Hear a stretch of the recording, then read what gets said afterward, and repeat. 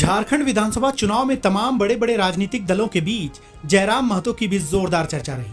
हालांकि उनकी सभाओं में जिस तरह की भीड़ उमड़ी उसका असर नतीजों पर नहीं दिखा। जयराम खुद बड़ी मुश्किल से डुमरी सीट पर जीते, लेकिन बेरमो में बुरी तरह से हार गए। जयराम की पार्टी के लोग तो राज्य में सरकार बनाने की बात कर रहे थे, लेकिन उनके विधायकों की संख्या डबल डिजिट तक भी नहीं पहुंच पाई। ऐसे में सवाल ये कि आखिर जयराम और उनकी पार्टी से कहां चूक हुई। राजनीतिक जानकारों की माने तो उनका कहना है कि जयराम कुड़मी समुदाय से आते हैं, जो अपना सरनेम महतो लिखते हैं। झारखंड में तेली समुदाय और कोयरी समुदाय भी सरनेम में महतो लिखते हैं। कुड़मी की आबादी झारखंड में करीब 15% है और इसी कुड़मी समुदाय के लोगों ने जयराम महतो का सबसे ज्यादा साथ दिया।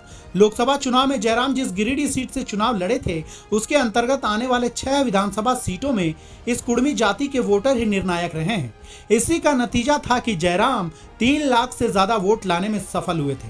गिरिडीह लोकसभा सीट के अंतर्गत बेरमो और डुमरी विधानसभा की सीटें आती है, जहां जयराम चुनाव लड़े।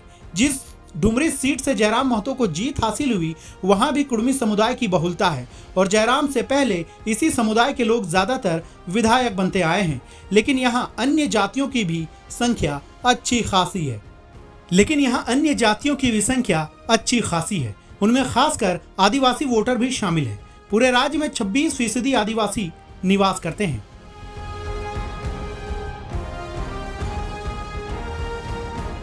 अगर पूरे प्रदेश की बात करें तो महतो और आदिवासी समुदाय का भरोसा सबसे ज्यादा जेएमएम पर होता है। इसी बार के चुनाव परिणाम में आदिवासी समुदाय ने हेमंत सोरेन और उनके गठबंधन साथियों को झोली भर भर कर वोट दिए हैं। तो वहीं राजनीतिक जानकार बताते हैं कि आदिवासी जयराम का साथ तो देना चाहते थे, पर कुड़मी को एसटी में शामिल करने की बात को लेकर वे जयराम से नाराज हो गए।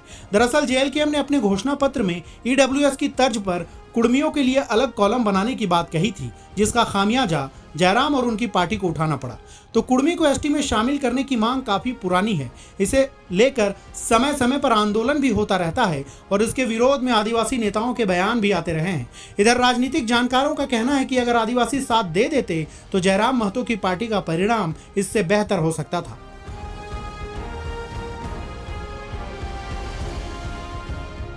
बता दें कि अपने पहले विधानसभा चुनाव में जेएलकेएम ने झारखंड की 81 सीटों में से 71 सीटों पर अपने उम्मीदवार उतारे थे, लेकिन जीत सिर्फ 1 सीट पर नसीब हो पाई।